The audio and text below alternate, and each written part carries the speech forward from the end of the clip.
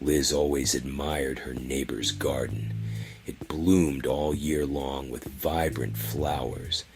Every morning she would see Mr. Clay meticulously tending to his plants, talking to them as though they were his children. He seemed harmless enough, just a gentle old man who loved gardening. But one day, as she glanced over the fence, Liz noticed something strange, freshly turned soil in a new patch of the garden. Approaching the fence, she spotted what looked like torn cloth protruding from the dirt. A shudder ran through her. It wasn't just any cloth, it was the pattern of her missing cat's collar. That night she couldn't sleep. She snuck outside to investigate under cover of darkness. Carefully she dug at the fresh soil. Her stomach twisted when she uncovered multiple small bones, clearly not from plants. Horrified, Liz heard a soft voice behind her. Mr. Clay stood there, holding a rake and smiling. "They make my flowers grow so beautifully," he whispered, "and don't worry, there's plenty of room for you too." Sam lived in a high-rise apartment where his neighbor across the hall, Ms. Graves, rarely left her unit. She was elderly, and rumor had it she had trouble walking. Yet, every time Sam opened his door, whether morning or midnight, she would be there, standing in her doorway, her wrinkled hand gripping the frame. At first, Sam thought it was just a coincidence. Perhaps Miss Graves just happened to be out looking for mail or waiting for a delivery. But then he noticed she never blinked. She never spoke. She only stared at him with her hollow eyes. Late one night, Sam woke to scratching sounds at his door. A glance through the peephole revealed Ms. Graves standing there again, nails dragging down the wood. When he finally mustered the courage to open it, he found the hallway empty.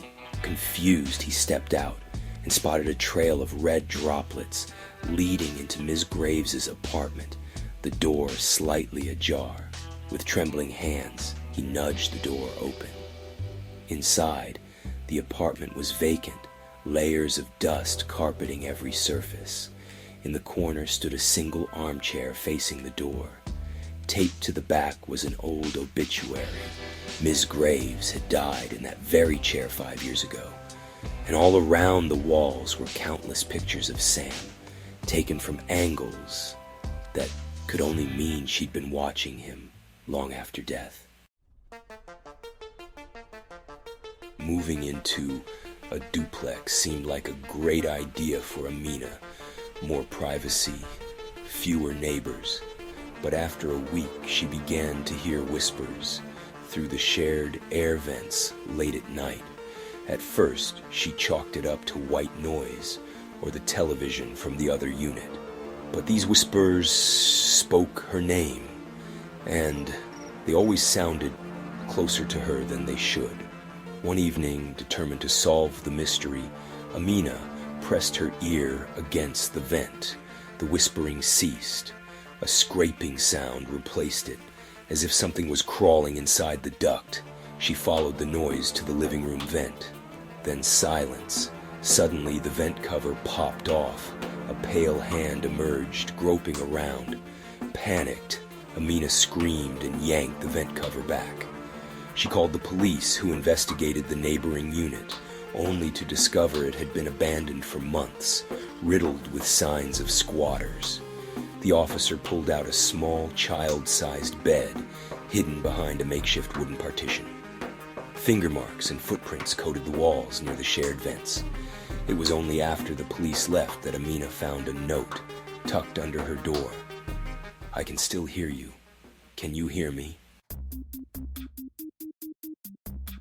Daniel moved into a quiet suburban neighborhood, excited about the tidy lawns and friendly neighbors, except for the house across the street. At night, he often saw a single figure in the upstairs window, backlit by a flickering light.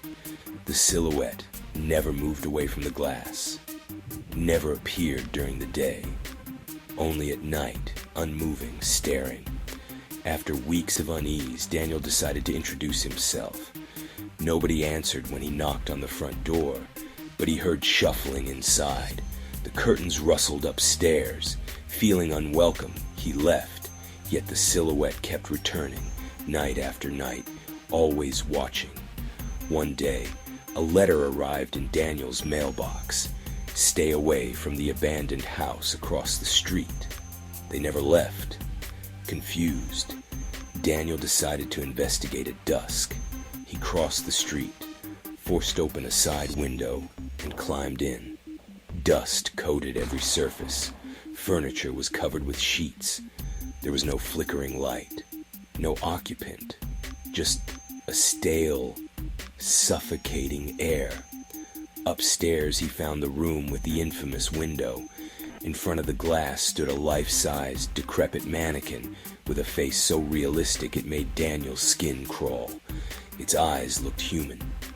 He reached out in morbid curiosity.